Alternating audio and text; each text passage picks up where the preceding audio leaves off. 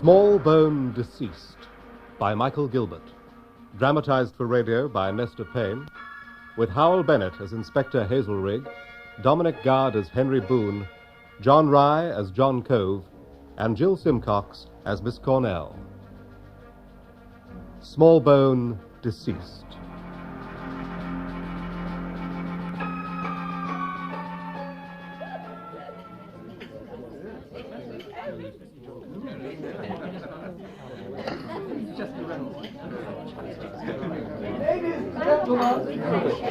Ladies and gentlemen, the thoughts of all present tonight will naturally turn first to the great personal loss, the very great personal loss, so recently suffered by the firm, by the legal profession, and, if I may venture to say so, without contradiction, by the British public.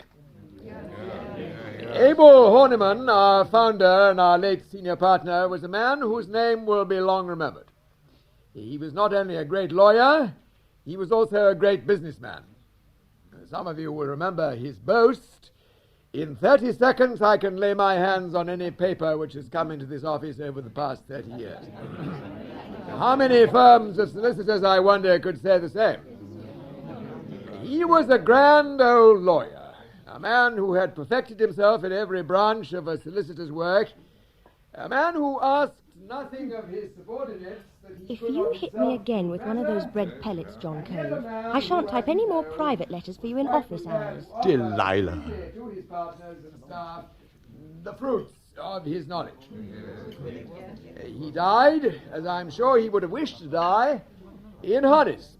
It scarcely seems a month ago that I It walked... really is rather an inspiring thought that the last words he ever wrote should have been, "Unless we hear from you by an early post, we shall have no option but to institute proceedings." There's a touch there, the old warrior, dying with his lance in couch, his face to the fire. To bring to a successful conclusion. Yes, a grand old lawyer, the founder and the inspiration of his firm, of our firm. Perhaps I may say of our happy family, Horniman, Birley, and Crane.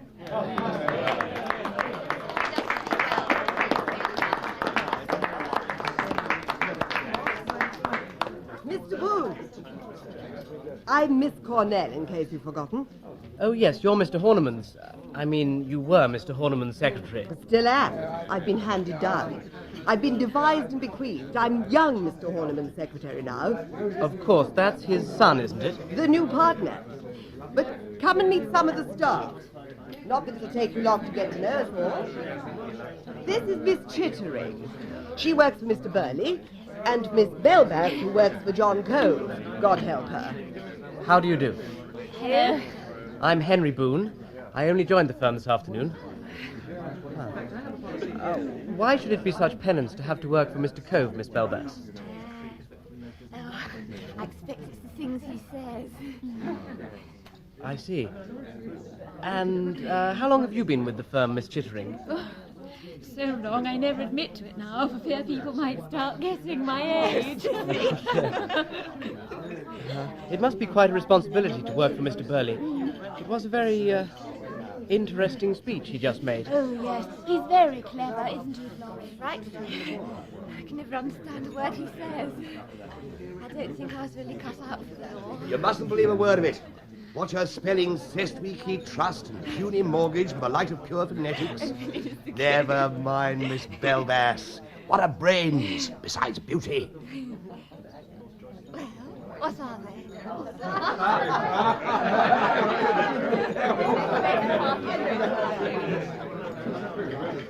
Who's the glamorous redhead? What? Oh, that's Anne Mildmay. She works for Tubby Crane. Look, I suppose it's time to go, but far too early to go to bed. Let's have a drink somewhere. All right. I know a place in Shaftesbury Avenue which stays open till midnight. All that messuage, tenement or building, together with the outbuildings, farm buildings, cottages, barn sheds, closets, and other buildings of a permanent or quasi-permanent nature, erected thereon, and several brothels and... I beg your pardon, Mr. Cove? Oh, I'm sorry, Miss Belbass. The word was a buttles. Afraid my eyesight isn't quite what it should be this morning. I expect it was all those drinks you had last night, Mr. Cole. Oh. You need a cup of coffee. That's a very sensible idea, Florence. Thank you. See if you can get the sergeant to produce a cup. 2 cups. Mr. Boone will have one as well. I'd love one. Okay. I must say, I'm feeling a bit at sea with these cards. Yes. I suppose I'd better begin your education. Now, those filing cards you've got in front of you, they're Horniman case index cards. At the top, you'll see the name of the client. On the left, in purple ink, series of letters. And on the bottom, in pencil, a number. Do we have to number all our letters, then? Every letter written in this office is numbered. Top copy and carbon. Press copied for the letter book and stamped for outgoing mail. The carbon is then filed and indexed. Nothing else? I mean, surely you send a copy to the Times. Now, files. Once a file is closed, it may go into a number of different places. If the client is a grade 3 client, one whose affairs are of small importance or who himself possesses only minimum status... The younger son of younger sons of dukes. You're getting the hang of it nicely. Well, his files will go down to the tea room. A second-class client travels the same route, but ends up in a locker in the muniments room. But a first-class client... has a box. Ah, right. And no ordinary box. Look at this. The Venerable, the Archdeacon of Melchester, D.D. It's larger than most deed boxes, isn't it? Yes, not only that. Its most unusual feature is... Look, you try opening it. It doesn't budge. Ah, you have to open it with a jerk.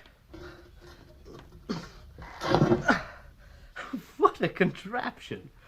That rubber lining round the inside of the lip seals it, I suppose. Yeah. Almost hermetically seals it, in fact.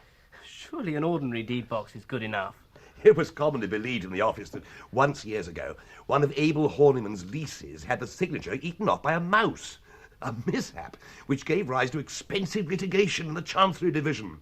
Accordingly, he sat down and devised the Horniman dust-proof, moisture-proof, air-proof, and indeed mouse-proof deed box. I see. Mr. Crane wants you, Mr. Cove. Curse him. All right, Anne. Miss Mildmay to you. Stop trying to put me in my place, Anne. Tell him I'll be along in a minute. And take the bachelor file with you. I gather Mr. Crane wants to discuss the arithmetic in your completion statement. Does he, though? Have you got all you want, Mr. Boone? Thank you. John Cove has been initiating me gently into some of the mysteries of the Horniman office system. It scared me at first. But cheer up. You get used to it. Oh, can you tell me who's going to do my work? Well, that'll be Mrs. Porter. She should be in the secretary's room. Thank you. I'll have a word with her. But the stars are against it. Look what it says. Avoid the sea at all costs. But you can't go altering your holiday, Florrie. You've bought your ticket. Last month it was all right. It said you will find fortune and a good companion on the great waters. But now it's so definite. Avoid the sea. Your happiness lies in the hills.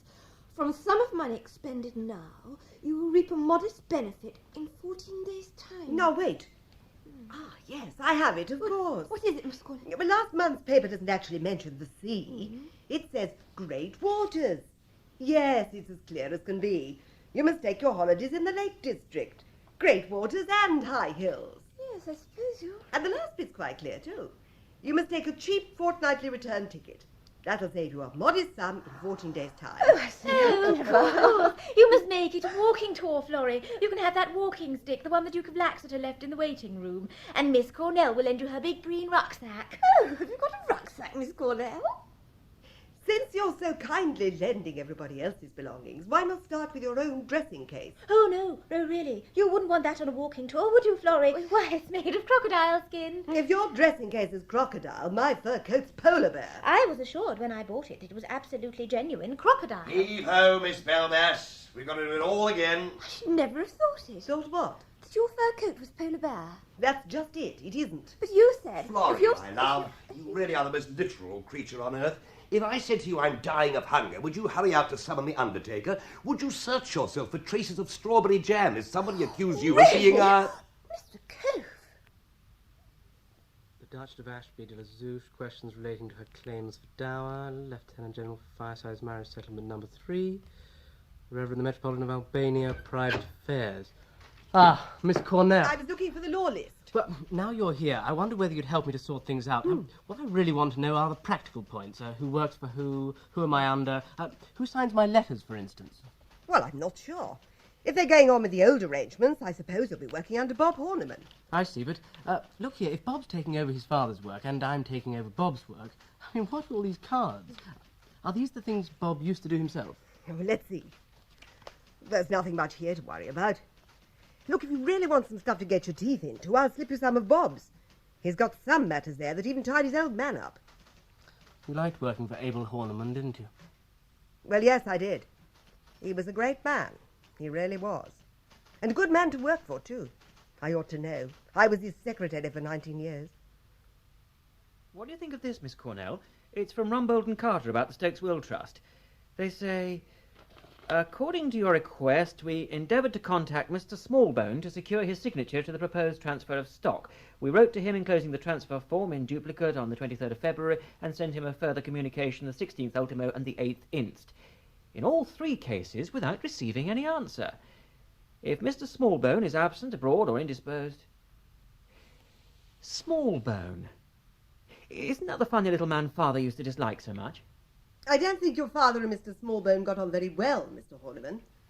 Unfortunately, they were co-trustees. Oh, yes, the Ichabod Stokes Trust. Yes. Otherwise, I think he'd have refused to have anything to do with it. I remember the fellow. A scrawny little brute with an eye like a rat. I never could understand how Dad put up with him.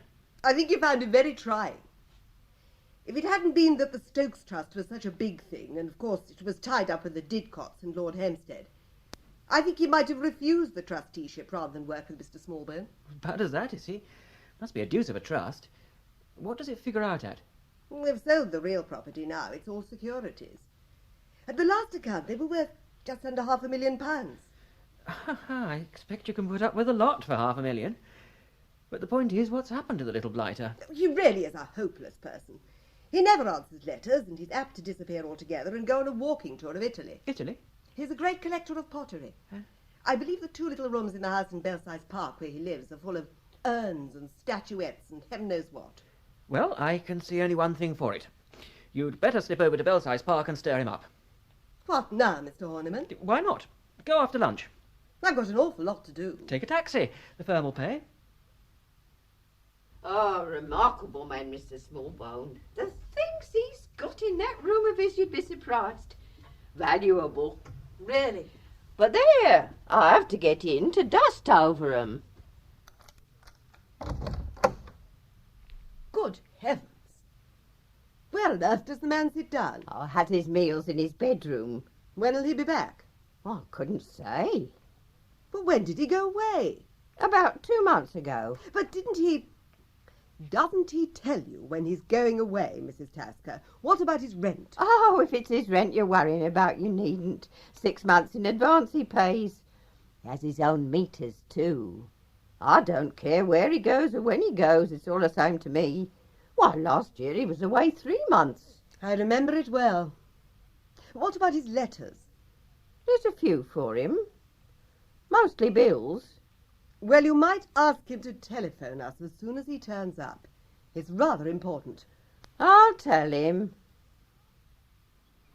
It really is extremely awkward. Who are the other trustees? As a matter of fact, there aren't any. Father was one trustee, Mr. Smallbone the other. Wasn't another trustee appointed when Abel died? Well, no, Mr. Birley. That is, not yet. So it amounts to this. Unless we can induce Smallbone to come back to England, we shall probably have the expense of going to court. I don't know that Mr. Smallbone's gone abroad. His landlady only said he'd gone away, but perhaps if we wait a few weeks he'll... With £500,000 worth of securities, this isn't a post office savings account. There must be questions of reinvestment cropping up every day. I wonder you've managed to get by for as long as you have.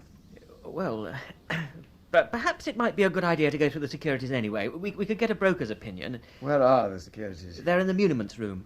I'll get Sergeant Cockrell to bring them. You might get the trust accounts out of the box, too. All right. But I'm sure there's nothing wrong. Why should there be anything wrong? About Mr. Smallbone, I mean. He often disappears like this. Miss Cornell was telling me about him. He's a bit of a crank. The fellow ought never to have been appointed a trustee. But Stokes was mad for years before he died. Now then, about this death duty scheme of Lord Haltwhistle's. It's very mysterious, Mr. Horniman. Your father can't have lost the key. He kept them all together on one ring. Let me have another look.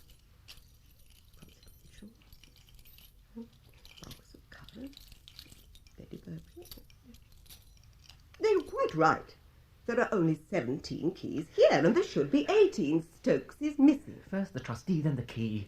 The next thing we shall find is that half the securities are gone. The securities aren't kept in here. They're with Sergeant Cockerell in the strong room.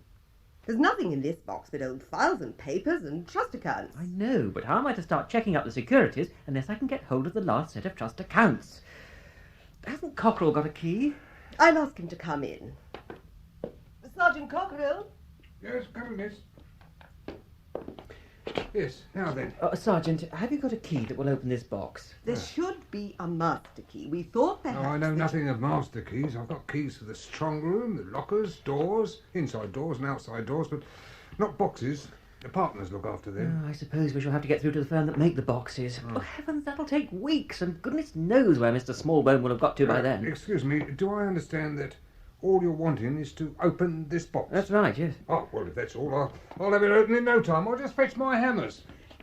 You know, I might be able to get a copy of the trust accounts from the auditors. Then we could at least start to check the securities. After all, what's all the fuss about? We don't know there's anything wrong with this trust. Now then, I'll just, excuse me, I'll just put it up on the window seat where I can get at it. Let me give you a hand. Oh, it's mighty heavy. Mr. Horniman. Yes? What is it, Miss Velvet? Oh, could you sign this receipt, please, sir? Oh, in a minute. Yeah, would you hold her steady? Yes. Good. Now, we'll have her open in a jiffy. Now then.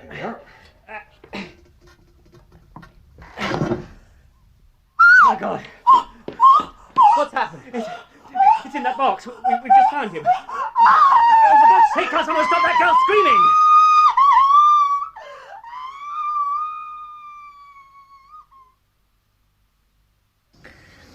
It's a damned inconvenient thing.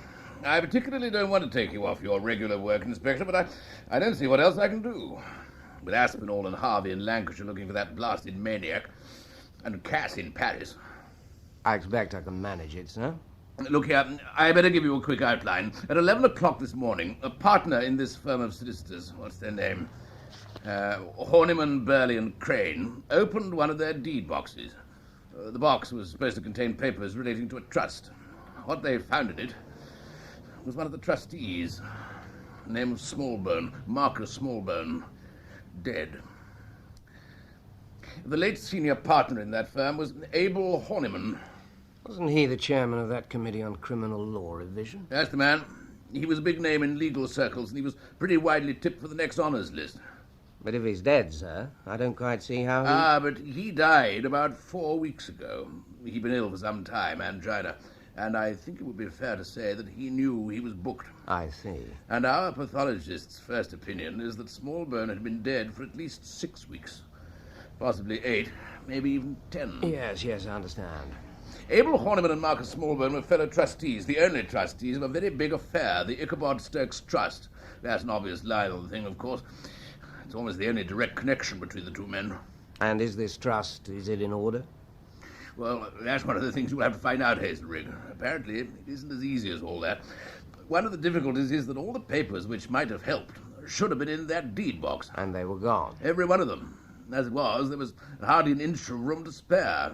If Smallbone hadn't been quite unusually small and slight, his body would never have gone in at all. 10 weeks? I should have thought they'd begun to notice him by that time. In the ordinary way they would, but these were special boxes, as you'll see. A rubber sealing band round the edge and a compressor lid. Rather unusual, sir. Whose idea were they? Abel Horniman's. Here are the photographs. Incidentally, I can set your mind at rest on one point. There's no doubt it was Smallbone. We got some very good prints which match up with a dozen test samples from his lodgings. By the way, I saw a name I recognised. Yeah. Here, in the list of recent arrivals at the office. Bohun. Henry Weingarten Bohun.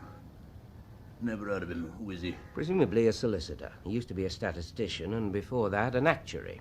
Versatile chap. Yes, I'll tell you how I know about him. Sergeant Pollock, you may remember him? Oh, the man the Garrett crowd killed. He worked with you, didn't he? Yes. Well, he was a friend of Boone's. Now, if this is the same chap, and heaven knows it's not a common name, then he might be useful. Particularly if we can be certain he wasn't involved. Friend in the enemy's camp. Good idea. And he's out of it, of course, as he said he just joined the firm. At least, that's what he says here. Well, Mr. Boone, and how are you finding your new work? I'm liking it very much, thank you, Mrs. Magley. Try as thou expect. I don't know. We found a trustee in one of the deed boxes today. Lord, what will you lawyers get up to next? Before you go up, there's a gentleman waiting to see you. I'll let him into your room. I hope that's all right. Good evening. Oh, good evening, sir. My name's Hazelrigg. I'm from Scotland Yard. I believe you knew Bobby Pollock. Lord, yes. I knew him well. I heard... Wasn't he killed? Yes. I had the pleasure of sending down both responsible parties. I'm glad. Bobby was a good man. He said some nice things about you. A drink. Whiskey? Well, thank you. I've got a proposal to put to you, Mr. Boone. It's in connection with a murder at your office. Oh, yes. Now, almost the only person who could and would have killed Smallbone is your late senior partner, Hywel Horniman. How could anyone else have got the box into the room unobserved and then opened the box, of which only Hywel had the key? Well, yes, when you put it like that, it seems obvious enough. Oh, thank you. But why? That's where you come in. Hywel Horniman and Marcus Smallbone were fellow trustees. I don't understand all the ins and outs, but I realize this much. They had joint control of a very large sum of money. It might be more accurate to say Horniman had control of it. He was the professional. One would suspect Smallbone to do what he was told, sign on the dotted line and so on. I don't think that Smallbone was that sort of man. Oh, I don't expect he was. That's why he's dead. No, some swindle was going on. It wasn't an obvious swindle, nothing that an outsider could spot, but Smallbone wasn't an outsider, and he just happened to spot the rabbit in the conjurer's hat. So the conjurer popped him into his disappearing cabinet. Yes. Think of Horniman's position. Think of the temptation. On the one hand, disgrace, probably jail. On the other, he could die respected, as the Scots say. It was so easy. Into the box with the body, lose the key, sit tight.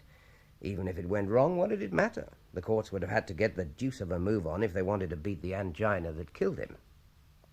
How are you going to prove all this? That's it. We'll have to find out what's wrong with the trust. Well, I expect I could help you if you're keen on the idea. But surely an accountant or an auditor could do better. I wonder. Anyway, I'd like your help, if I may have it. Of course. And then again, we've always got to face the possibility that it may not have been Hywel Horniman.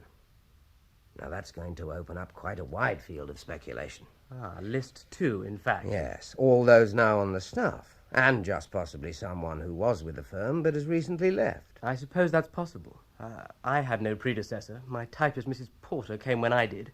The common law clerk, Mr. Prince, took the place of another old boy who'd been umpteen years with the firm, but he left months ago. It was just after Christmas. There's Eric Duxford.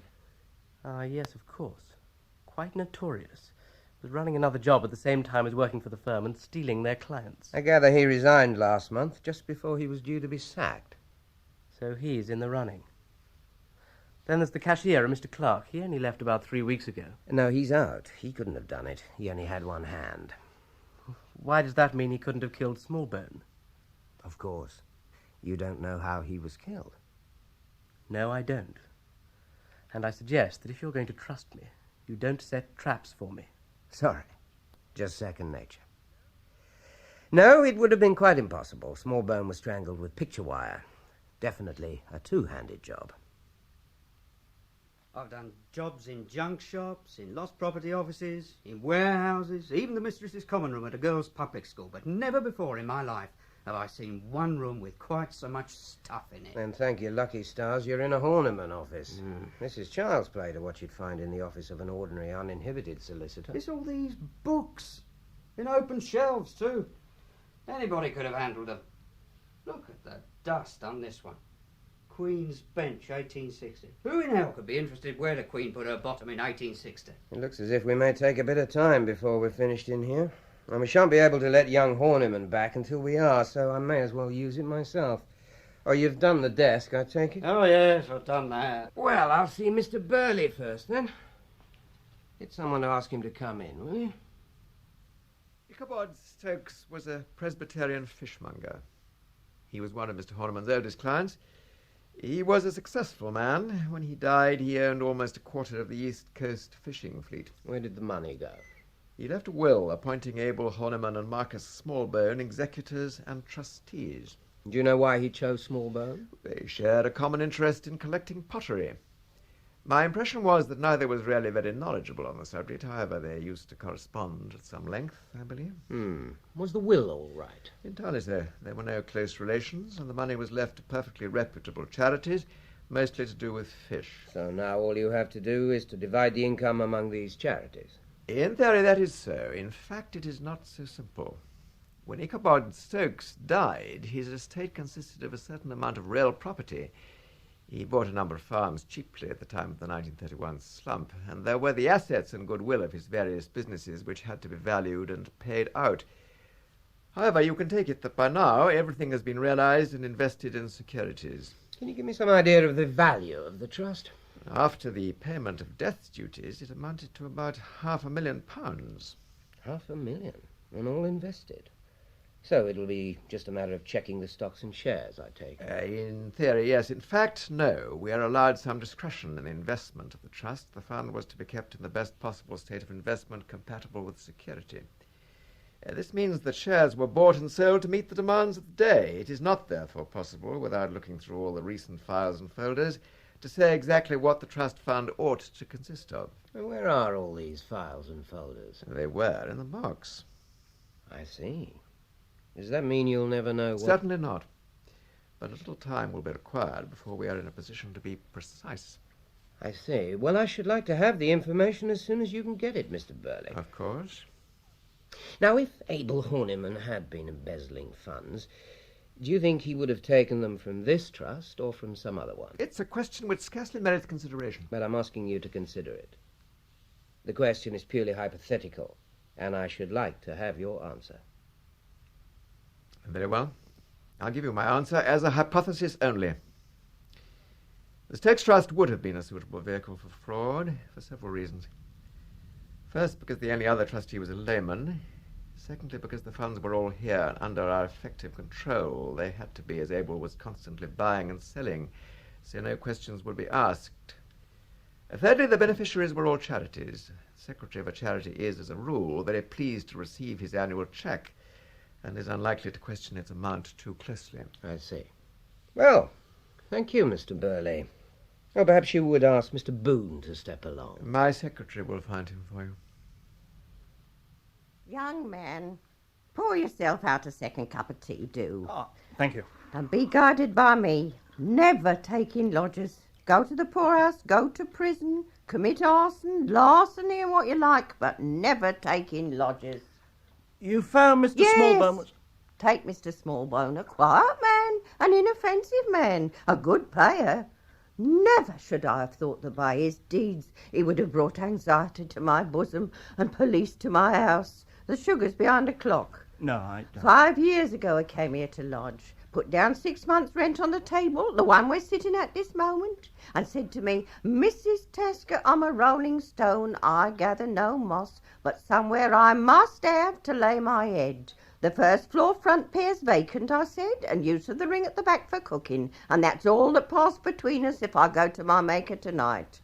I'll come and go as I like, he said, and so he did. Last year he was in Italy at his house in Florence. The address is on his card on the door. Then this February he goes away again. I'm going down to Kent, he said. I didn't catch the name. Stanton, I thought he said, but it may have been Stancombe. And if I find what I'm looking for, that'll be the beginning of great things, Mrs. Tasker. Great things. I'll be back tonight, he said. But he never came back. Certainly he did. That night, as he said. Then the next day he went out again. No luggage, nothing. Ah, I thought, he's found what he's looking for. And when 1 week went by and then another, I knew I was right. You knew I knew he was in Italy, where he is now, enjoying the hot weather. Oh. It's the question of access which has been worrying me. Now, from what you tell me, Mr. Boone, anyone who looked as if they had business to transact could walk into the office during business hours without anyone stopping them. What about after business hours? They certainly couldn't get into the offices then. Sergeant Cockerell locks the 2 doors at night. He leaves about 7, and he's the last to go. Who has the keys? Well, no one has keys except him, I understand. Supposing one of the partners wanted to get in? I'm not sure. I asked John Cove, and he said that no partner in a fashionable firm of solicitors ever did work after hours. That sort of thing being left, one gathers to the shirt-sleeves brigade in the city. Even Abel Horniman didn't have keys? Not of the outer doors. I see. What about Horniman's room? In office hours, there's one very serious obstacle. You have to go through the secretary's room to get into any of the partners' rooms. And at least one of the secretaries always has to be in it. So they'd have noticed if Mr. Smallbone had gone into Mr. Horniman's office. Not only would they have noticed it, they'd have made a note of it in the journal, and another note when he left with a view to typing out an attendance on the subject later. How do you think we poor solicitors live? In this case, the secretary would be Miss Cornell. She's been here a long time? Countless years. Efficient? Well, she'd have to be. Doesn't have other things on her mind. Miss Cornell? You surprise me. There are other things than sex, you know. No, actually, I meant golf. Golf? Yes, she's very good, I gather. Reached the last 4 in the Woman's Open at one time. She might have been brooding about an incipient slice or something of the kind. What thorough research you do, Inspector. All our past lives an open book to you. Just routine. I gather Mr. Horniman had been an invalid for some time, Mum. If you could help me by giving me some idea of how he spent his day. He was very regular in his habits, Sergeant. Of course, he had a nurse here all the time to look after him. What time did he leave in the mornings? The car came to fetch him at 10:05, and he was home at 5 o'clock for tea. It would vary, perhaps. No, he was always home by 5. Did he go out in the evenings at all? Certainly not. Never? I'm sorry, but we must be certain. Mr. Horniman was a dying man. He never went out in the evenings. He retired to bed at 10 o'clock, and the nurse had the bedroom across the passage so that she could be certain to hear if he cried out. His attacks, you know, they were very sudden. Thank you, Ma'am. Here you are, Inspector. Effect of picture wire on the human neck. 200 magnifications. Extraordinary. Looks like an aerial view of the Grand Canyon. What does it all prove, Dr. Bland? Quite a lot. Would you like a picture of the weapon? Subject to very slight possible errors, here it is. Take a short piece of ordinary 7-strand brass picture wire. Drive a small hole between the strands about 2/3 of the way along, then thread one end of your wire through the hole. Now that gives you a nice, smoothly running noose or slip knot. I suggest that you then fasten toggles of wood, or anything to afford you a good grip, one at either end of the wire. There is an inexpensive, neat, household model of the garroter's loop. Inexpensive, neat, and untraceable. Oh, quite. It's a household weapon. Anyone could make one. Thank you. No, I haven't done yet. Would you like a picture of your murderer? Oh, it's not asking too much of you, Dr. Bland. Well, to a certain extent, the weapon implies the user. Now, he must be methodical, neat with his hands, with enough imagination to devise such a weapon, and enough ruthlessness to use it. You surprise me. He is also, most probably, left-handed. What? Yes, I thought that might stir you out of your dismal professional indifference. That's a clue, isn't it? That's something to go on. I repeat, he was left-handed. Not in the sense that he only used his left hand, but he was a man whose left wrist was better developed and stronger than his right. Where did you get all this from? From the wire. Look at the photograph again. Observe how all the creases on the right are drawn backwards, that is, towards the spine. Now that means that when the murderer started to pull, he exerted the actual pressure with his left hand. Yes, I think I see what you mean. One other thing, Doctor. You say he and him.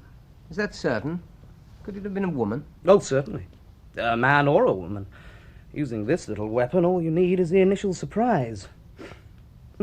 Consider now. I'm going to strangle you. Now, you've no cause to suspect me, and I'm standing quietly behind you. I put my hands round your throat. As I thought. You try and tear away my fingers. Now, strong as you are, you find it difficult because you're sitting down. Your knees are under the desk, but not impossibly difficult. You catch one of my fingers and bend. All right. Needn't be too realistic.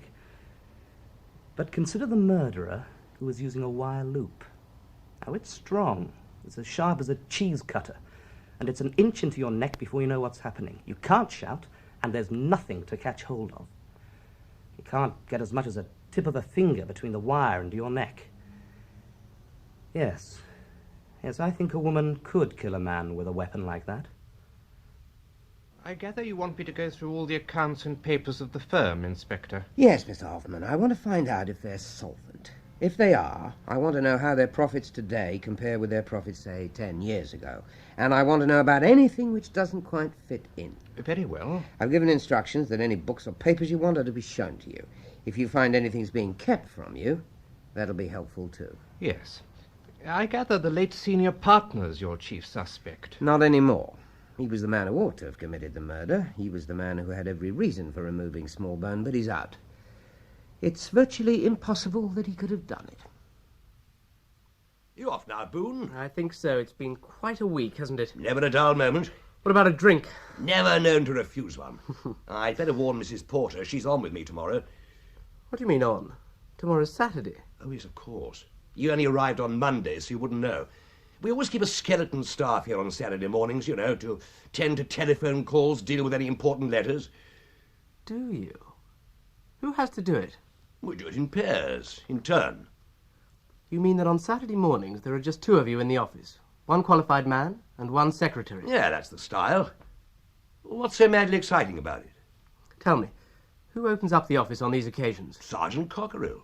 Then he comes back after everyone's gone and locks up again. That's usually about 12:30. Is there a list of who was on duty and when over the last few months? Yeah, it's all on the notice board. Why? Do you think your copper friend will suspect we murdered the old boy on a Saturday morning? It's not a bad idea at that. Any client who comes to see you on a Saturday morning's asking for trouble. Does it actually happen as per the list, or is it fiddled about? The Horniman system is not susceptible to fiddling. I don't know about the girls. They may fix things among themselves. You'd have to ask them. I expect Hazelrigg will. Excuse me, Inspector. Of course. Come in, Hoffman. What do the firm's accounts look like? The monetary position would seem at first sight to be fairly straightforward. What did the total profits amount to last year? After everything had been paid, a little short of £40,000, of which the late Mr. Horniman's share would have been £16,000. That's not an awful lot, is it? He had that big house in Kensington to keep up, and I understand a country house as well. A large farmhouse with about 200 acres of land in Kent. And how do the figures compare with 10 years ago? A gradual but marked decline. But he was solvent, I should say. All his accounts are very methodical. Oh, am I interrupting? No. What is it? Just something I thought you might find interesting. Did you realize there are a couple of people always here on Saturday mornings? Really? I've got the list for you. Thank you. Yes. Interesting. I'm afraid we've been wasting our time a bit. We needn't go back any further than March the 6th. Bland said Smallbone had been dead at least 6 weeks, and probably not more than 10. 4 weeks. That means 4 men and 4 secretaries. It lets out John Cove. It would seem to do so. Is he there now?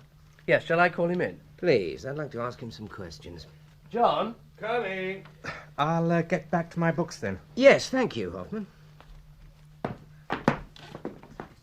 Hello, Hoffman. Ah, Mr. Cove, come in. I'd like to hear how these Saturday mornings are worked. Well, I'm not sure how other people manage it. When I'm on duty, I turn up 10:30. Sergeant Cockerell opens up when I arrive, or the girl, whoever turns up first. Then he pushes off. I don't know what time he gets back to log up. About 12:30, I think, or later. But I'm always gone by then. And does the secretary get away at the same time? Earlier, if anything. There's not much for her to do, really. And is this list correct for these 4 particular Saturdays? Birley, Duxford, Bob Horniman, Crane. Yeah, I'm pretty sure that's right for the men, but you'd have to check with the girls. Miss Chittering, Miss Cornell, Miss Mildmay, and Miss Belvas. Yes, I'll do that. Well, thank you very much, Mr. Kerr. OK. Well, it looks as if the scheme would work out quite well for a man, doesn't it? But very risky for a woman. I mean, Mr. Birley, for instance, could fix an appointment with Smallbone for midday and tell the secretary she could go at, say, 11:45. That would give him 45 minutes or more before Sergeant Cockerill came back. Yes, and there's another thing. This weekend business explains the choice of the hiding place. The body was bound to be found sooner or later. All the murderer was hoping was that it would be hidden long enough to make it uncertain which was the fatal weekend. And it was a fair chance that it might be several weeks before anyone opened that deed box. I'm sure I came in on February the 27th, because that was the day after my Admiral took me out to the Criterion and tried to get me tight on gin. It was me the Saturday before. That's right, it shouldn't have been my turn at all, you remember, but Sissy Chittering asked me to take it for her. I can't think why. A boyfriend, perhaps? Nonsense. She doesn't know one end of a man from the other. Well, then why did she come up to town on a Saturday morning? She lives right out at Dulwich. Shopping. Don't be so Victorian. Girls do their shopping during their lunch break. Well, I've seen her in the Strand on a Saturday. I believe he works in a shop opposite Charing Cross, and she comes up to meet him at midday on Saturdays. Can anyone tell me about the other Saturdays? What do you want to know all this for? Don't be silly. It's Hawkeye, the inspector. He thinks we murdered the little man on a Saturday morning. I didn't murder him. Of course you didn't, Florrie. If you had, you'd have told us all about it immediately afterwards. Now, these other weekends. Saturday, February the 13th, that was Sissy Chittering, of course. She did mine in return for me doing hers. March the 6th. That would have been you, Florrie. Oh, dear. Well, if the list says so, that's right. All I know is I did my own turn. On Saturday, February the 13th, Mr. Birley and Miss Chittering were at the office. Mr. Birley says Miss Chittering left at about 12 o'clock, and that he left a few minutes afterwards. Miss Chittering, interrogated separately, says that she left about 10 minutes to 12. She doesn't know when Mr. Birley left. On Saturday, February the 20th, Mr. Duxford was on duty with Miss Cornell. He thinks he left at about 11:30. In fact, we now know he had an appointment at his other office at 11:45. Miss Cornell says she doesn't know what time she left, but she caught the 11:50 for Sevenoaks. On Saturday, February the 27th, Mr. Horniman Jr. and Miss Mildmay were on duty. They state they left at the same time, about 12:10, and walked together as far as Holborn Circus, where they went their respective ways. Finally, we have Saturday, March the 6th, when Mr. Crane and Miss Belvas spent the morning together. Now, Mr. Crane says he's of the opinion that Miss Belvas left before he did. Miss Belvas says yes, she thinks so too.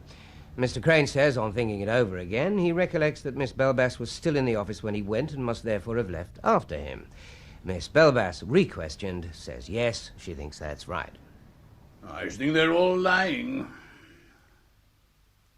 This really is a ridiculous place to have put a mirror. No light falls on it at all. I suppose it is. It's always been there, though. Why not put it up beside the window? Good idea, Florrie.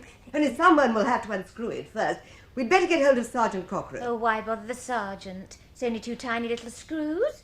Look, I've got a pair of nail scissors. Oh! Bang goes one pair of nail scissors. Is there anything I can do, Miss Cornell? The general idea is to move the looking glass from behind the door to over there, beside the window. Oh, well, the task should not be beyond our combined resources. Has anyone got a large nail file? So long as you don't break it. Thanks. I promise to temper vigour with discretion. There.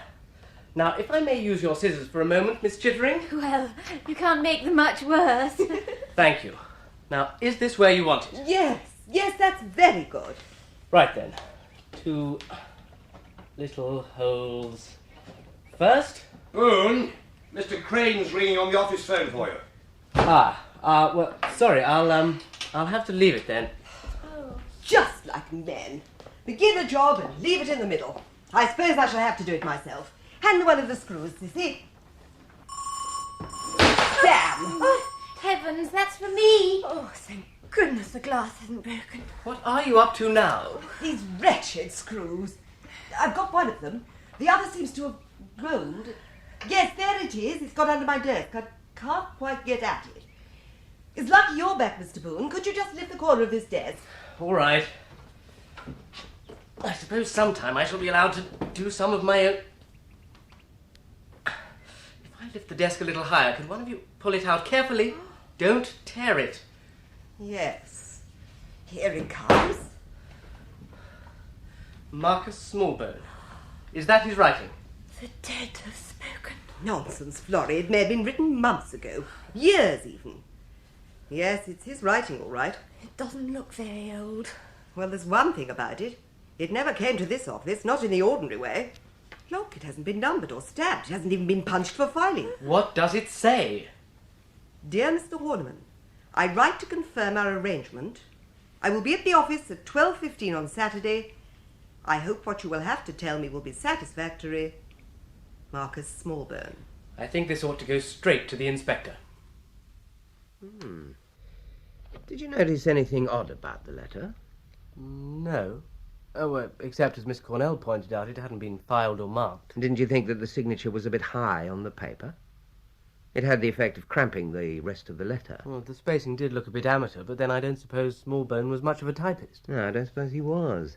There is another thing, though. Did you look at the top left-hand corner of the paper? No, not particularly. What should I have seen? 2 pinholes. A very important clue. I'm surprised you overlooked it.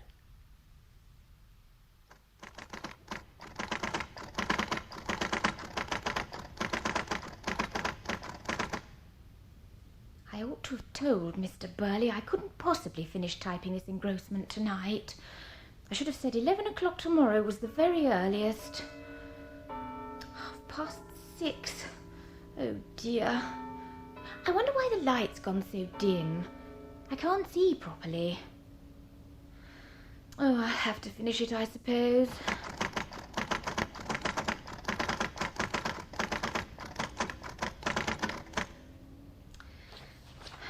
Only a few more pages. Thank goodness for that.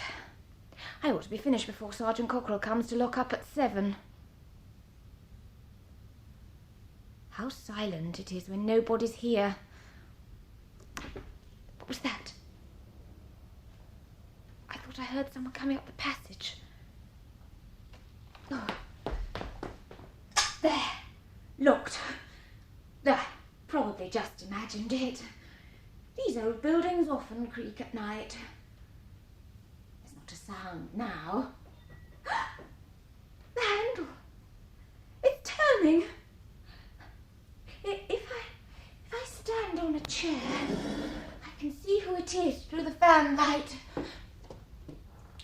Oh, good heavens, it's you. You did give me a fright. Why ever didn't you call out to me? Just a moment. I'll open the door.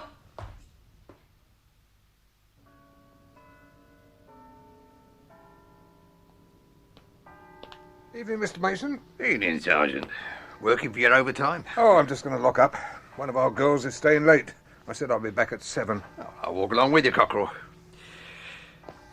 How's the fuchsias?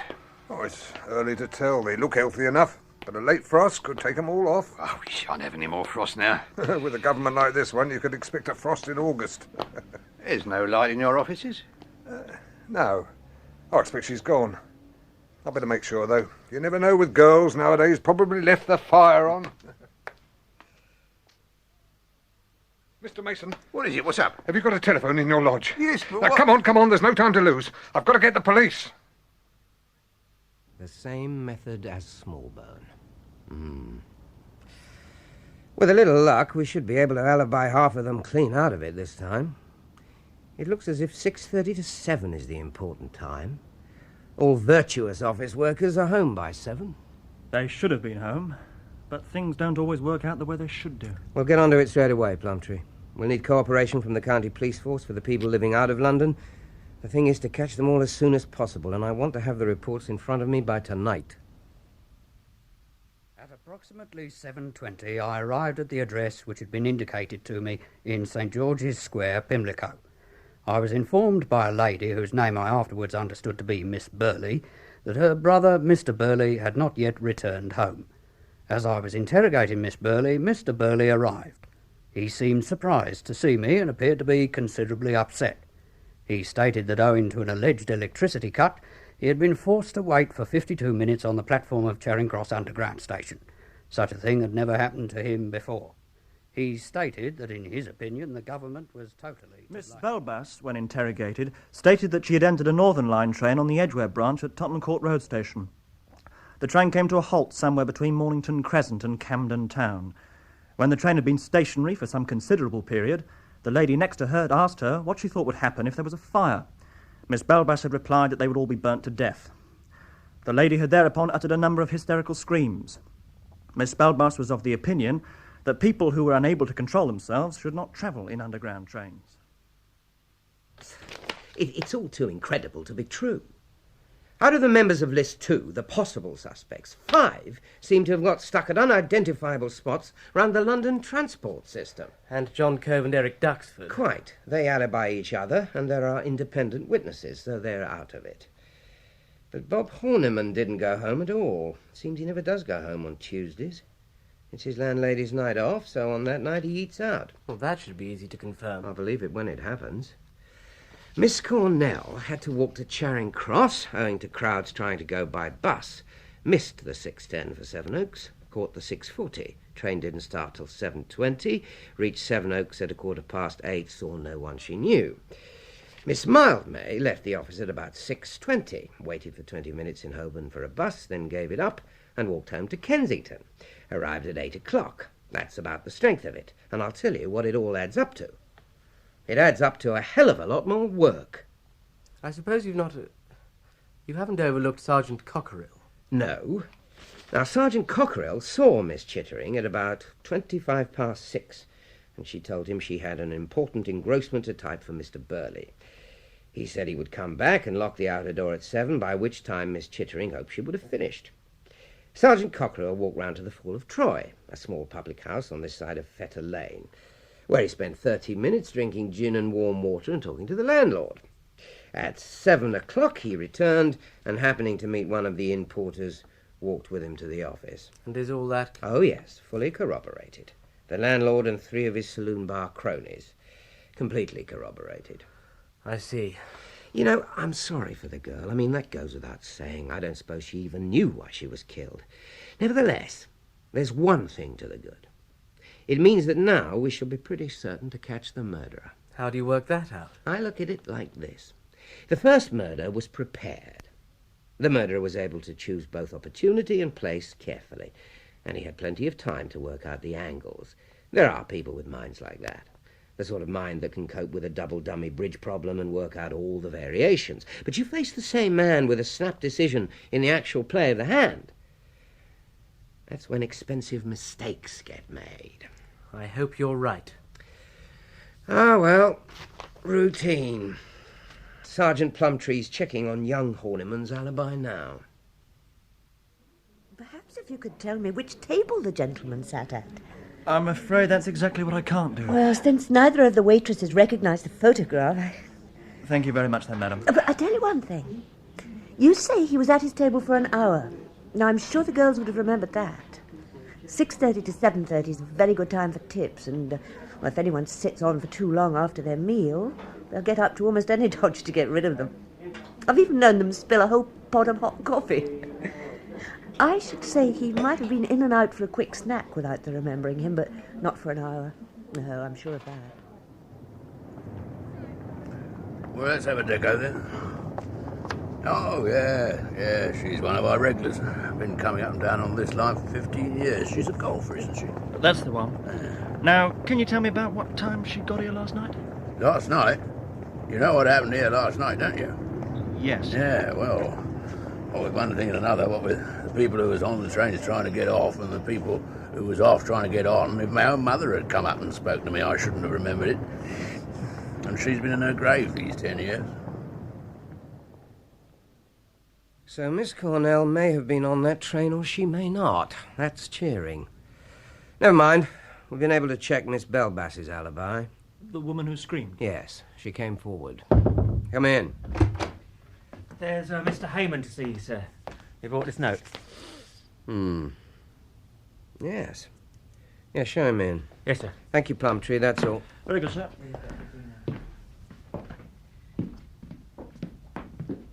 Good morning, Inspector, isn't it? Good morning. Sit down, won't you? Now, how can I help you? I work for Merriweather and Matlock. You may have seen our shop. It's about halfway down the Strand. We specialise in hikers and camper stuff. Yes, I've seen it. I read in the newspapers about Miss Chittering being murdered in that lawyer's office. We were going to be married. She was a wonderful girl. She used to surprise me, Inspector, the things she told me about the law. Yes. Well, now perhaps you can tell me one or two things. When did you see Miss Chittering last? Last Saturday. She used to come up from Dulwich every Saturday. We shut up at 12:30, and then we'd have lunch and go somewhere in the afternoon. We were both very fond of pictures. You went to the cinema? No, real pictures. The National Gallery or the Tate. On Sundays, I'd usually go over and see her at Dulwich, and we'd go for a hike. Did you know any other members of the firm? Well, not to say no. Miss Cornell bought a rucksack from me once. I knew her from seeing her with Miss Chittering, but I didn't let on, of course. Well, Mr. Heyman, it was very good of you to come forward. If there is any way in which you can help us, I'll be certain to let you know. I am now in a position to give you an interim report on the financial position of the firm. Oh, thank you, Mr. Hoffman. I'll study it in detail later. But before I do, can you tell me roughly what it adds up to? Well, in a nutshell, it was a very good business once, but it's not so good now. I'll give you an example. This building is leasehold. Now, every well-run business which operates on leasehold premises puts aside a fund against the day when the lease expires. So did Horniman, Birley and Crane for many years. Then, in 1979, they stopped adding to it, and in 1980 and 81, they drew it out and spent it. Did they? Then, late in 1981, Abel Horniman got his hands, somehow, on quite a large capital sum. It isn't obvious, but when you look for it, you can see it. The leasehold depreciation account was built up again, and the very heavy mortgages on both of Abel's properties were reduced. Somehow, and I may say I haven't the least idea how, Abel Horniman got hold of this money. I can only tell you one thing about it. It came from outside. Maybe someone died and left it to him. Possibly he robbed a bank. This sum of money, can you estimate how much it was? Oh, quite a lot. £30,000 at least. After all, murder's a serious thing. It might be one of us next. Even so, it seems to me rather like sneaking. Don't be your age, Anne. This isn't the sixth form of St. Ethelfrieda's. Well, you can tell him if you like. I'm going to. Yes. Oh, Miss Cornell, come in. You wanted to see me? I won't keep you long, Inspector. It's about that letter, the one that we found under my desk. Yes. It was something we all noticed at the time. This mayn't mean much to you, but if you remember, it started, Dear Mr. Horniman. Well, that wasn't the way Mr. Smallbone ever wrote to Abel Horniman. It was always, Dear Horniman. There's quite an etiquette about these things. When you get friendly, you drop the Mr. It's not a thing you'd be likely to get wrong. No, I appreciate that. Well, thank you very much for telling me, Miss Cornell. You're asking me to be scientific about something that has no real scientific basis, Inspector. In other words, we're asking you to perform the impossible. And as usual, Dr. Bland, you're going to oblige. Soft soap. All right, so long as you don't expect me to get up in court and explain it all to a jury. No, all I want you to do is to narrow the field. If you can indicate that certain Saturdays are more likely than other Saturdays, then we can concentrate first on the people who were in the office on those days. Well, different parts of the body deteriorate after death at different speeds. Now, the speed of deterioration depends on a number of constant factors, and equally on a number of accidental circumstances. For instance, if the stomach happens to be full of all right, well, you can skip that one.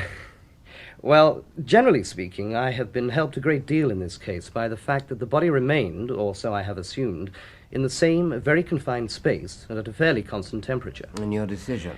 From the moment of discovery, death had occurred not less than 6 weeks before, not more than 8. Does that help you? Well, it reduces the field by 1. Mr. Birley's out of it. And poor Miss Chittering, of course. Yes. I believe it's beginning to work out. Inspector Hazelrigg told me that when you were examining Abel Horniman's private bank account, you could only find one item which you couldn't explain. As I remember, Mr. Hoffman, that was a quarterly payment of £825? That is quite correct. But it just occurred to me to wonder... It seems such an obvious suggestion, but have you tried grossing it up at 11%? Good Lord. I thought it was rather a coincidence. Oh, yes, indeed. How very surprising. To think that I never noticed it. Yes, what is it, Bohun? I wondered if I might have a word with you, Mr. Birley. All right. I'll come straight to the point. You know that Abel Horniman borrowed £30,000 from the Ichabod Stokes Trust and used it to bolster up the finances of the firm. That's right, isn't it? Well, he put it all back. If he ever took it, it's never been proved. No, it's never been proved. And if Mr. Hoffman can't spot the join, I don't suppose anyone will ever do any better. Particularly as the money was paid back to the trust almost at once, and all the interim trust accounts seem to have disappeared. Then I scarcely see why... But the fact that no one seems to know where Mr. Horniman got the money from to pay back the trust doesn't alter the fact that at some time or other this money will have to be paid back to whoever lent it to him. How do you know it was a loan? Because Abel Horniman was paying interest on the money down to the day of his death. £825. 11% per annum on £30,000. Who was this money paid to? The money was drawn by Abel Horniman in cash. I presume he paid that money for security reasons into a private account at another bank. Then he paid it to whoever it was he got the £30,000 from. So far, there is no indication who that is. It seems highly probable, however, that Smallbone knew. And the truth, if it had been exposed, would have resulted in ruin for Abel Horniman and disaster for his firm. That, it seems plain, is why he was killed. You always seem to be poring over lists and figures nowadays. It's just something I was trying to work out. Do you remember the sale of Long Half Farm? Oh, it is inscribed on the tablets of my heart. It was the very first piece of conveyancing that I did in this office. Can you tell me about it? Well, if you're passionately interested, I'll get out the file. Yeah, here you are. It was quite a straightforward title. It started with, 3 straight conveyances. First in 1910, another in 1938, and the third to Ezekiel Jed in 1960. He died in 1966, and there's a vesting deed vesting it in his son Amos as life tenant. Amos died in 1975. Yes, there's another vesting deed in Daniel Jed, who, without further ado, barred his entail and sold as absolute owner in 1978. Bob's your uncle. And it was the same property all the way through? All the way from 1910 onwards, I mean? To the last blade of grass. Then why weren't the first 3 conveyances handed over when it was finally sold out of this office? Now, Abel did say something about that. I can't remember what. The route of title we offered was the 1966 vesting deed. Well, you'd have thought that the earlier deeds would have been handed over, or else the usual acknowledgement given for their safe custody. Yeah. Now that you mention it, that does seem a bit odd. Why do you suppose Abel wanted to keep the early deeds? He never struck me as the type to go in for homemade lampshades. No, I don't think he kept them for lampshades. Hello, Boone speaking. Hazelrigg here. We've traced that bank account. The quarterly payments were made to the Husbandman's League Friendly and Loan Society. The office is in Lombard Street. Fine, I'll go there straight away. Keep me posted. What's it all about? My idea, roughly, is that Abel Horniman forged a set of title deeds. Good Lord. Well, not forged, really. He effected a little rearrangement. I think he got hold of 3 solid-looking and obviously genuine conveyances, just for the sake of argument. Let's say the first 3 conveyances of Long Half Farm that we've just been talking about. Yeah. Now, those particular ones were very suitable, because they hadn't got a plan on them. Just a description. I think he took the last one, the 1960 conveyance, the one to Ezekiel Jedd, removed the last page, and sewed in a new one that he'd written out himself in law script. Yes. Yes, that's plausible. He wrote a beautiful copperplate. The perfect practical conveyances. Well, I think the page he faked had a plan on it. Furthermore, and here I'm guessing again, I think it was a plan of Abel's own farm, Crookham Court Farm. Good Lord. Then all he had to do was to draw up a conveyance purporting to be by Ezekiel Jedd to himself, take it down to the stamp office, have it stamped, and there you are. Look, I may be stupid, but why did he want a second set of title deeds to Crookham Court Farm? He must have acquired a perfectly good set when he bought the place in 1976. Well, he had to hand over the real deeds to the National Westminster Bank when he mortgaged his farm to them in 1977. Don't you think a spare set must have been quite useful when he wanted to raise the wind again in 1981? Yes, viewed in that light, a chap could hardly have too many sets of title deeds. Where are you going? Down to the Husbandman's League to make sure. It's known as the cufflink trick. You pawn one cufflink twice over. I do hope that there's nothing wrong. We heard, of course, of Mr. Horniman's death. Very sad. Yes, indeed. But about your loan, Mr. Manifold, I don't doubt that the interest payments will be kept up, for the time being anyway. But I am afraid I must break it to you that the security for the loan is illusory. Illusory? Perhaps you'll be kind enough to explain how the security of 200 acres of freehold farming land can be illusory. Have you got the deeds here? Yes. I asked for the papers to be brought to me before you came. Well, can I see? Thank you. Ah, yes. You can see the join quite easily. The last page inside the back sheet. Look. Gracious goodness. Yes, I can see it. What is your idea? That the last page is an insertion, a substitution? That's it. And look at this. Formerly known as Longhath Farm, but now and for some years past known as Stancombe Farm in the county of Kent. He changed the Ordnance Survey numbers to correspond with his own farm, of course. But what about our valuer? Is his report a forgery too? When your valuer went down to Kent to inspect the farm, he would naturally get in touch with the owner to arrange an appointment. Of course. Well, I've no doubt Abel met him with a car, took charge of him, and showed him round his own farm, pretending it was Stancombe Farm, which we now know to be a figment of his imagination. That's why it was a plan of his own farm that he put on the forged set of title deeds. Then can't we claim that our mortgage covers Mr. Horniman's farm, the farm our valuer saw, whatever it says on the deed? I suppose you might, only it wouldn't do much good. It's already heavily mortgaged to the National Westminster Bank. One thing puzzles me, Boone. According to you, Abel Horniman laid the foundations of this years ago. Did he know about the angina then? Probably not. He knew he was running short of cash, though. But one of the real beauties of the method was that it was reversible. So long as he kept up the interest payments, he was pretty safe. Then if things looked up and he could repay the money, all he had to do was discharge the mortgage. Then he could get the deeds back and he could, well, burn them if he liked. Yes, that part of the business seems reasonably clear now. I suppose Smallbone got to hear of Stancombe Farm, and something, we shall never know what, led him to suspect its non-existence. On February the 17th, that was Friday, he went down to make sure. We ought to have paid more attention to that remark he made to his landlady. If I find what I'm looking for, that'll be the beginning of great things. You see, he already saw himself as the centre of a cause célèbre. Well, he found what he was looking for, and I think he wrote at least 2 letters. And I think he wrote them to Bob Horniman. He may have known by then that Abel was pretty far gone. So Bob thinks the matter over and writes back, making an appointment with Smallbone for the morning of Saturday, February the 27th. Says he can explain everything. Then I suppose he gets busy manufacturing his cheese-cutter garrote and cleans out one of the larger deed boxes. What happened next? Smallbone confirmed the appointment. That was the letter we found, of course. It must have been written to Bob's private address. So it didn't go through the office filing system. Written to Bob? Yes, it took a senior secretary, Miss Cornell, to point out to me the difference between a letter starting Dear Horniman, which is what he'd have written to Abel Horniman, and Dear Mr. Horniman, which is what he'd write to Bob, whom he barely knew. And Bob had the letter in his pocket and dropped it in the secretary's office. Something like that. Then on Saturday morning, Smallbone comes to Lincoln's Inn at 12:15 as arranged. Bob is alone by that time. He tries argument, quite futile, so it has to be the other thing.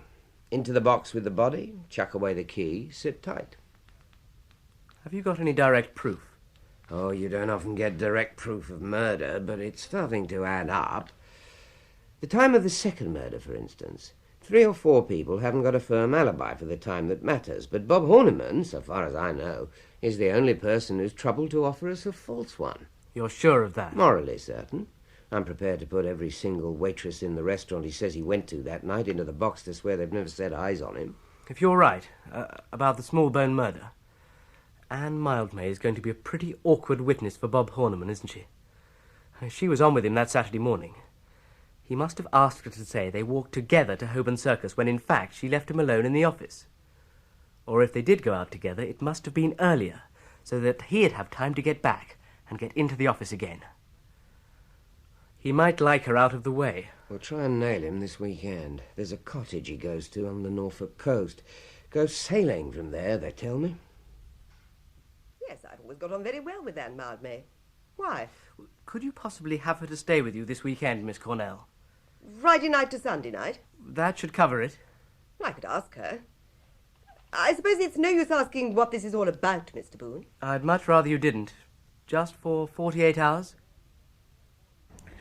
You know Horniman's at this cottage, do you, Inspector? Yes, he arrived last night. I've got the local sergeant keeping an eye on him. I can't see that we stand to gain anything by waiting. Take a warrant and go down this afternoon. Whether you use it or not is entirely up to you.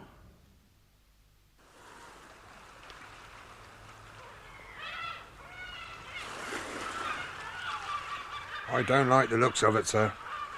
4 o'clock he brought the boat in. He'd been up and down the estuary all afternoon, beating about, getting a feel of her, you might say. He might be going to make a dash for it tonight. Didn't he come ashore at all? He did. Come back to the house and had his tea, which Mrs. Mullet had got for him. She does for him. You know, cleans the place, gets in the stores. She said he was asking about a telephone message he was expecting. Then he went to board again. He's been sitting there ever since. Well, I suppose we've got to take a chance. Mr. Horniman! Hello? Who the hell's that? Inspector Hazlerigg here. I wanted a word with you. You've chosen a damned odd place for it. It is rather important. You better not stand here shouting at each other across the water. Come on up to the cottage, Inspector. You're asking me a hell of a lot of questions, Inspector. Will you answer me just one? If I can. Am I supposed to have murdered Smallbone? Well... Look here, I've got an explanation for the apparent discrepancies in my statement, and it's got nothing to do with Smallbone's or Miss Chittering's death. I suppose if I were to give you my most solemn word that... No, sir. No, I didn't think so. Well, I can't prevent you nosing around, but I'm damn well not going to help you. In that case, I have no alternative but to...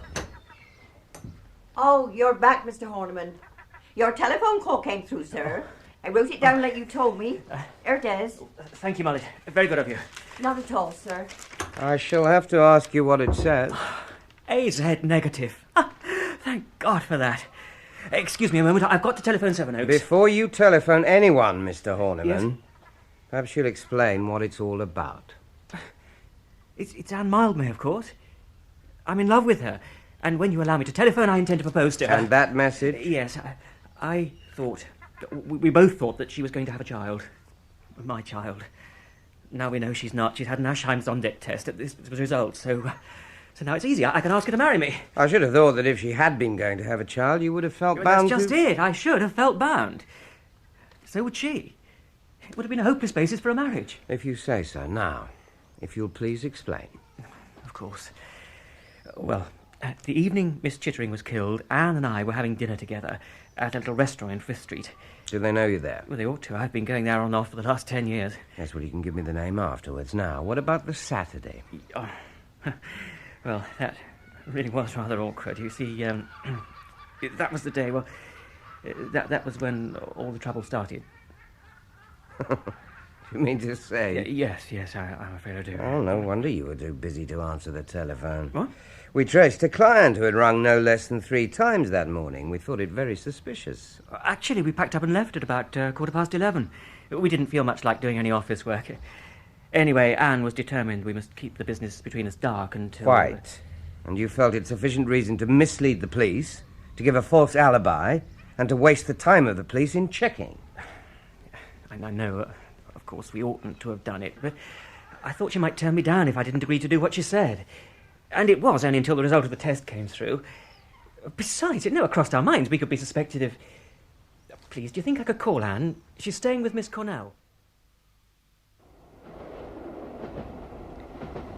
God's fresh air. That's right. God's free fresh air. Like hell, it's free. Bob Horniman's out of it. A Saturday morning alibi isn't much, coming from a girl he's going to marry.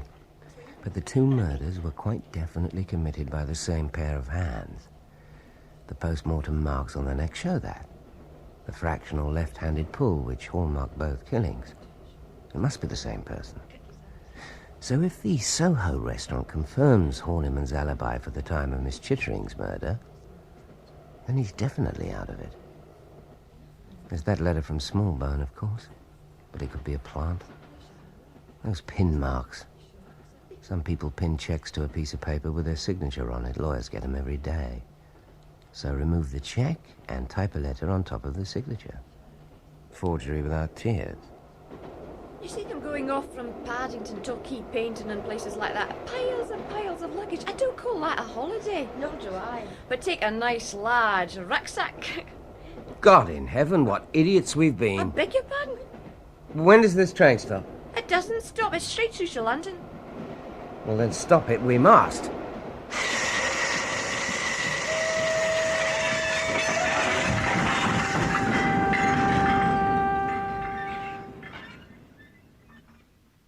Plumtree?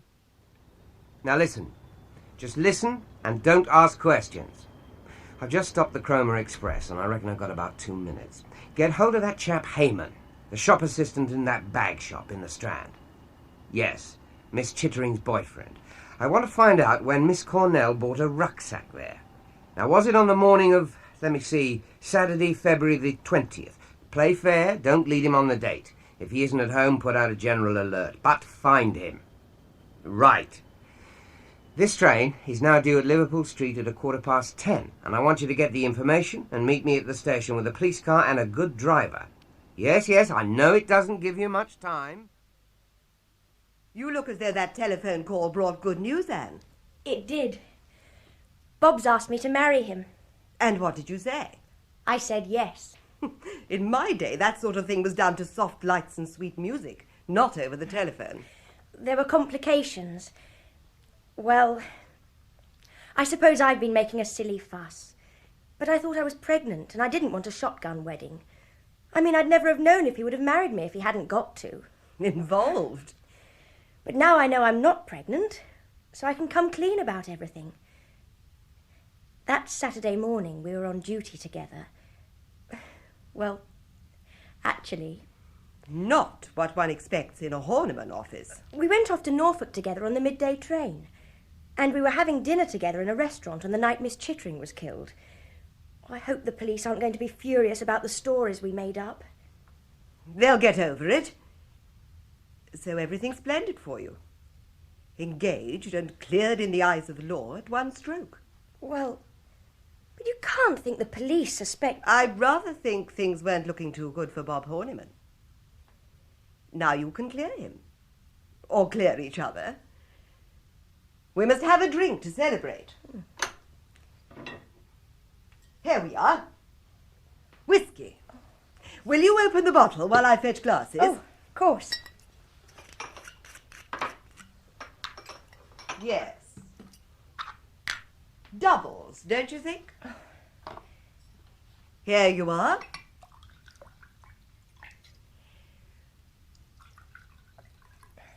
To you. It's strong, isn't it? It should be. It's genuine Glenlivet. I had this bottle given me when I won the open putter on the Octolori course. One more for your intended. Oh, I don't think... It'll make you sleep. The funny thing is, I can hardly keep my eyes open now.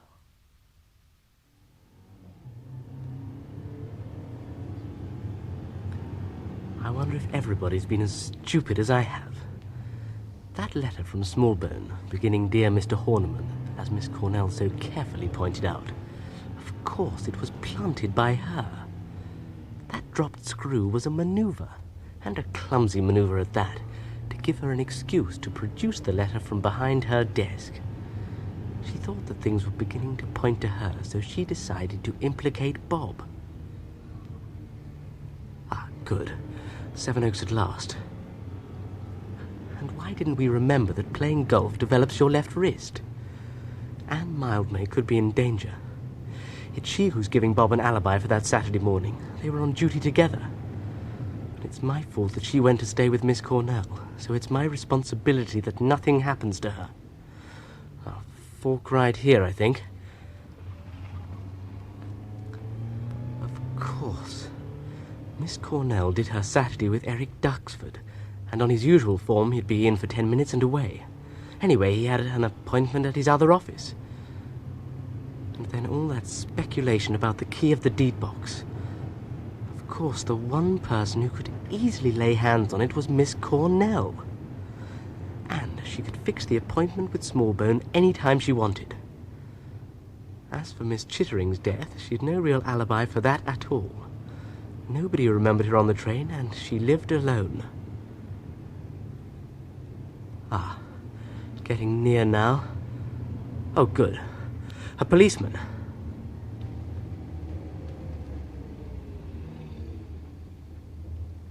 Excuse me, I'm looking for a bungalow called Red Roofs. A Miss Cornell lives there. Oh, that's 500 yards along on your right, sir. I wonder, would it be possible for you to come along with me? Well, you'll find a policeman there already, sir, an Inspector Hazlerigg. She's pleading guilty to the murder of Smallbone. She insisted on it. But I think she ought to get the maximum remission of sentence. You mean taking into consideration that she'd no motive of personal gain, that it was all devotion to Abel Horniman and so on? Yes, and as for Miss Chittering's murder, she's not being charged. Huh? The law officers don't advise it, which is as well for Miss Cornell, because that wasn't so pretty. She was fighting for her life, I suppose. Yes. It's odd, you know. The purchase of that rucksack provided the single, thin, unbreakable thread which linked the body of Marcus Smallbone to the left luggage office at London Bridge Station. I still don't see why a rucksack. Well, let me explain. Miss Cornell decides to kill Smallbone, who is going to expose the fact that Abel Horniman had, by a fiddle, got 2 separate mortgages on the same property.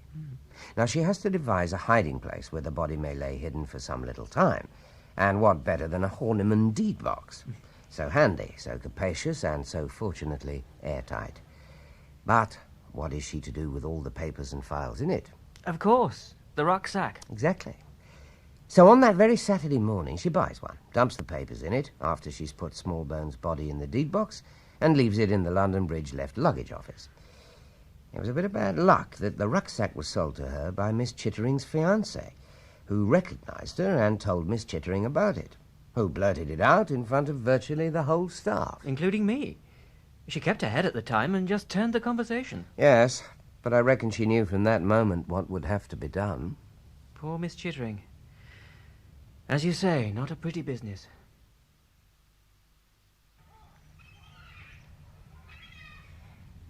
Do you think I was drugged that night? At Sevenoaks? You had a very advanced hangover the next morning. I think it was 2 glasses of neat whiskey coupled with excitement. And what was I supposed to be excited about?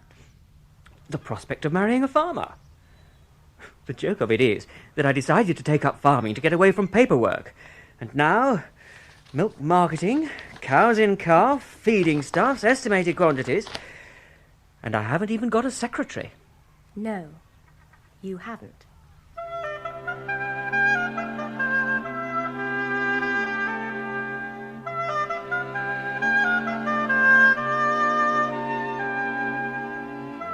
In Smallbone Deceased, dramatized for radio by Nesta Pain, from the novel by Michael Gilbert, Hywel Bennett played Inspector Hazlerigg, Dominic Guard, Henry Bohun, John Rye, John Cove, and Jill Simcox, Miss Cornell. Anne Mildmay was played by Jenny Funnell, Bob Horniman, Andrew Branch, Mr. Birley, Peter Howell, Miss Belbus, Susie Brand, Miss Chittering, Elaine Claxton, Sergeant Plumptree, Andrew Alston, Miss Tasker and Mrs. Mullet, Pauline Letts, Sergeant Cockerill and Sergeant Rolls, Manning Wilson, Assistant Commissioner, Edward D'Souza, Miss Magaley, the housekeeper and the manageress, Sheila Grant, Gissell and Hayman, Brian Hewlett, Dr. Bland, Kim Wall, Mr. Mason and Manifold, Alan Dudley, and Hoffman, Richard Durden. The play was directed by Glyn Dearman.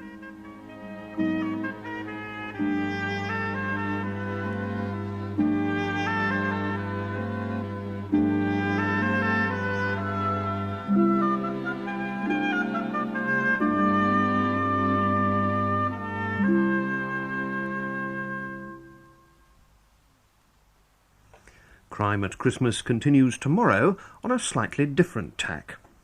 Inspector? Tanner, I've asked you not to call me that. Oh, no, sir. Nor yet, sir. Sir? Tanner.